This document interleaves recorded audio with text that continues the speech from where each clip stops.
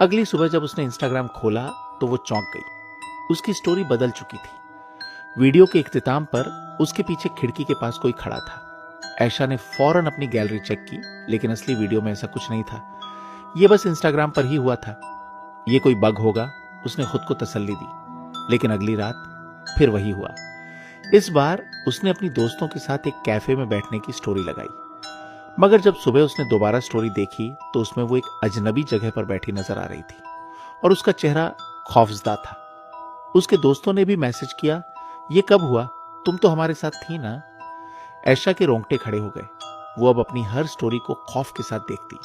हर रात जो कुछ वो पोस्ट करती, सुबह होते ही वो स्टोरी एक नई हकीकत पेश कर रही होती जो कभी हुई ही नहीं थी। फिर एक रात उसने आखिरी स्टोरी लगाई और सुबह जब उसने देखी तो उसमें वो अपने बिस्तर पर लेटी हुई थी, आंखें खुली थीं और कोई स्याह साया उसके करीब खड़ा था। अब वो खौफजदा थी। उसने फौरन इंस्टाग्राम डिलीट करने की कोशिश की, मगर एक नोटिफिकेशन आया, तुम वो चीज डिलीट नहीं कर सकते जो रिकॉर्ड हो चुकी है। इसी लम्हे उसका मोबाइल खुद ब खुद ऑन हो गया और अगली स्टोरी खुद ही अपलोड होने लगी। इस स्टोरी में वो अपने बिस्तर पर नहीं थी, बल्कि कब्र में थी।